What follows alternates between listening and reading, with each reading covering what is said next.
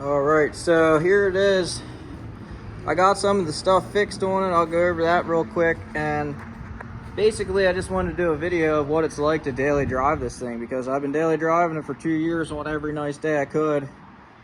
And so far, I'm going to tell you about how it's been. So I'll just go over the stuff I changed on it first, since the first original video I made of the car. I did the OEM fan shroud, like I said earlier. I did the GK Tech blade with the OEM clutch fan, brand new OEM clutch for the fan. The shrouds, both pieces. And I routed the hoses all right now, replaced this hose. Did an extra ground wire there to the motor. I want to still paint these brackets up and stuff like that. I haven't got that far, but the GK Tech cooling panel, I'd recommend doing something like that. It helps a little bit. And new oxygen sensor. I had to put a different MAF on it because it started running funny the one time, but I have extras of everything. So that's another thing. If you're on a daily drive one of these things and it is your only daily, I would recommend buying a spare MAF to have. And I would put a new O2 sensor in it, an OEM Nissan one. And I would replace any hoses and clamps on this thing anywhere, especially the 2 rubber hoses that come off the hard lines to the fuel pump. I had one of them blow out. That was the only time this thing ever left me sit since I owned it. And it something I fixed along the road, but if I would have just replaced them 2 hoses, it would have never did that. So that's something to think about. The exhaust is the Trust. Everything's from Japan on it, basically, like I said in other videos. But the back here, all I did was put this panel here. I want to hook this up then eventually. I gotta tie a knot on there or whatever, but it is what it is for right now. I got a battery shut off, battery box is mounted down. I want to put the carpet under the battery box yet. And I'd like to put the paneling in there first. I'll take the battery box out, put that panel in on both sides and the back, and that back plastic piece here, and then it has full interior completely. So that's pretty much it. Under here has a strut bar on the back, and I have my GoPro mount there. I just got all that hooked up so I can actually make some videos of this thing driving wise. But it still has the same wheels as the Rays C33s or whatever I think they are. I don't even remember the Rays, but it has these Henna Forcium tires, and these things are awesome for $147 for 2 of them shipped. So if you're into like drifting and you daily drive your car like this and you actually like do donuts and drift it and stuff and get it sideways and go through tires a lot, I would highly recommend them tires. Them things are awesome for the money. And then you can go with a budget tire like this in the front. I've had these on here a while too. They're Federal RSRRs. They're really sticky. Your front end will never push out on you, and that sucks. I hate when that happens. So it doesn't do that. But here's the interior. It's the S15 Spec R seats, and the radio I said about earlier has Bluetooth, and I have the little speaker thing here so I can talk hands-free with it, which is cool. The carpet in this thing, you can see, is in really good shape. I got to put that little dead pedal in there. I have it. I just got to get new bolts for it. But I had to pull the dash out of this thing and replace the heater core and all that stuff in it, and the AC evaporator core. So the AC, everything is hooked up and in working order, minus I need heater core hoses yet. I'm trying to find heater core hoses to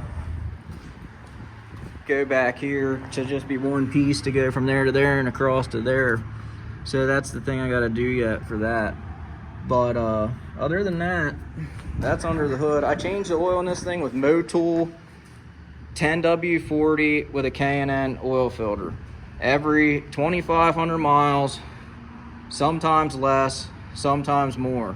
It depends what I'm doing. So if I'm auto crossing the thing or whatever, I will, if I'm autocross,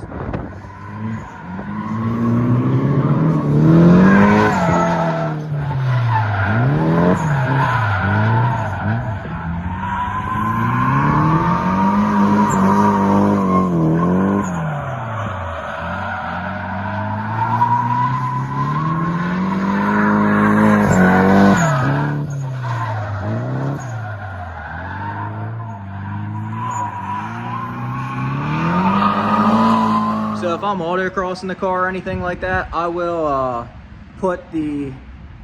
change the oil, like say I'm at 1,500 miles to 2,000 miles of pretty hard driving and I'm about to take it to an autocross event or like a track event. I'll change the oil before I take it to that event, just because it's better for it to have clean oil in it. And some of the stuff I got fixed on this thing, I'll talk about here in a second. The body work, I finally got a good body guy now. So I got some of the stuff fixed. I didn't want to make it perfect though, because if I make it perfect, the car would be too nice to daily drive. That's the thing. One day when I don't daily drive it at all and stuff like that, which probably be a while from now, I'll probably get the whole car repainted and put the Type X kit on it again and get it pearl white and all that. But I did do the carbon fiber cover for the Type X taillights just because I like that. I have a Type X bumper and I have the Type X fender extensions and the rear spats. I just need the side skirts yet, and then I can have a full Type X kit on this thing. It's hard to hold this phone here. It's awkward to hold it and have it in straight line. But so anyway, so this thing as a daily driver though is awesome. Like, it does everything you need it to do pretty much. I run high test gas in it obviously, but it gets decent gas mileage. I don't exactly know how many it gets because I never really figured it out, but it's not bad. And the thing's super solid. Like, I drive it to the beach and everything else. Like, I took it down to cruising week in Ocean City, Maryland. It's a 4-hour drive each way. We did like 80 to 100 miles an hour the whole way, like 100 and faster than that, way faster than that. A lot of times we were rolling out, but that trip, no issues at all, ran flawlessly. Like I said, if you get one of these cars and just replace the stuff that's old on them, like the hoses, the hose clamps, anything like that you can think of. I mean, you gotta think all this stuff was out in the elements for the last 30 years or more. This car's 30, what? It's an 89, it's 34 years old, I guess, almost 35 years old. So think about that. The hoses and stuff are brittle and everything like that. I would just replace all the fuel hoses right away at the tank. I'd put a new fuel pump in it instantly and just do that, make sure it's all good in there, and put a new submergible E85 rated rubber hose that goes from the fuel pump. I just use all E85 line, because then when you're done, if you're convert to E85 one day, you're already there. So what I did was I just do the lines back here with the E85 submersible line in the tank, new wall burr. Make sure you don't get the Chinese knockoff or whatever it is. Get a name brand from like a reputable website, and then put that in there. And after you do that, let's see if I can sip this here. So after you do that, you just want to replace the other rubber lines that are up in the motor compartment and do a 300ZX twin turbo fuel filter, Z32 fuel filter. I do the clamps that you get on Radium. Radium sells really good hose clamps on there and fuel line. That's where I would get it from.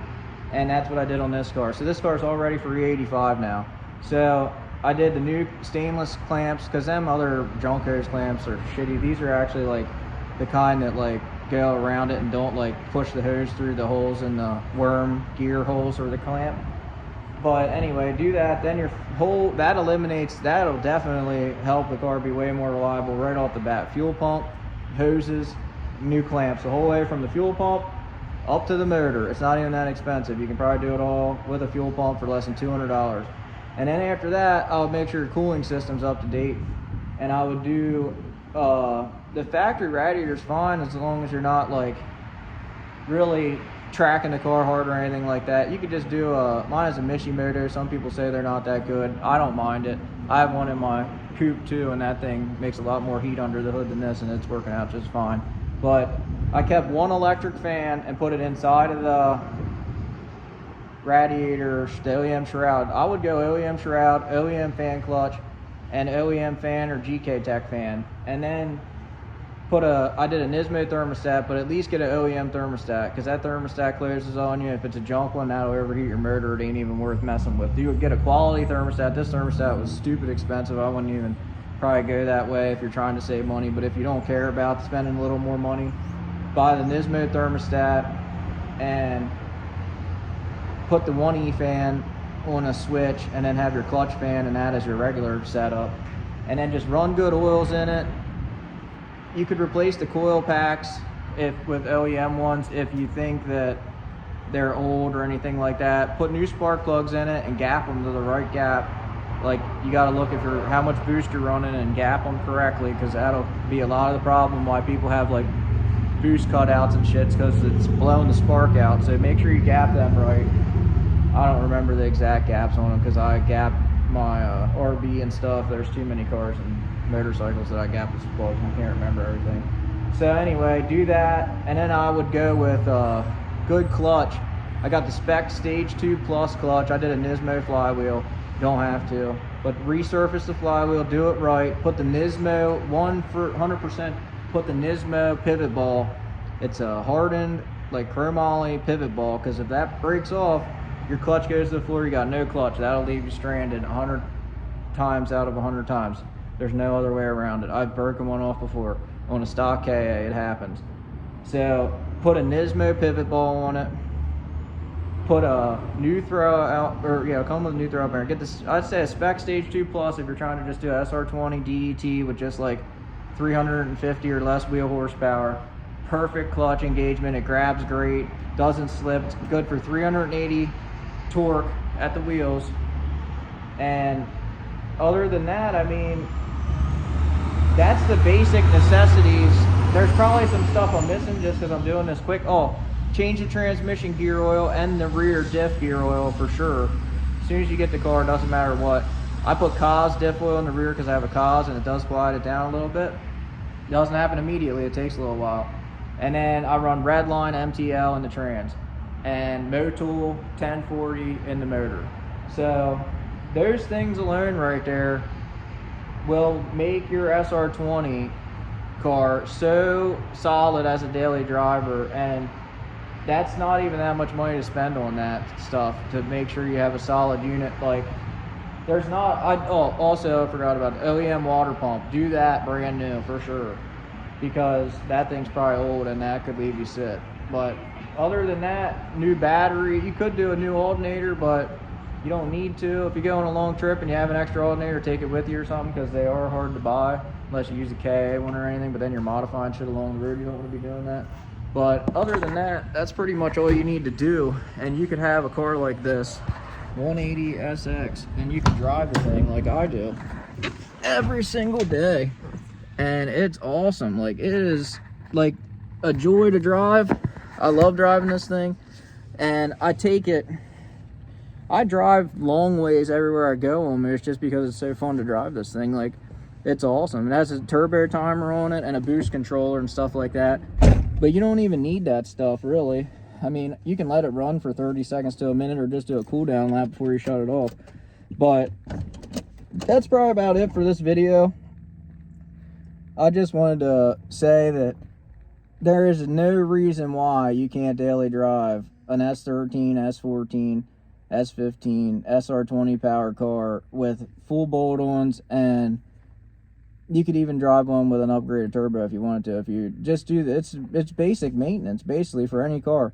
But these cars, you're starting with something that's 30 years old. You got to remember that. So you need to do the stuff that is old and needs replaced, and then you'll almost have a guarantee. Not guaranteed 100%, nothing is, but it's mechanical. But you'll have a pretty good percentage that this thing should be awesome and give you zero problems along the road. It should be just as reliable as any other car you could drive on the road, and it's so much more fun to drive than any other car you can pretty much drive that I've ever had. I've had a lot of cars, and I always come back to S chassis, and I'm keeping S chassis forever. I love them. So that's the video, and if you want to see more S13 180SX content, I have the 240 with the big turbo RB that's making like 518 wheel horsepower. If you want to see more videos about that, I can do a review about how that is the daily drive too, but doesn't matter. If you like it, subscribe and check out more videos in the future. I'm going to be going to some drift events soon and stuff, so I'll try to get some footage of those two already later.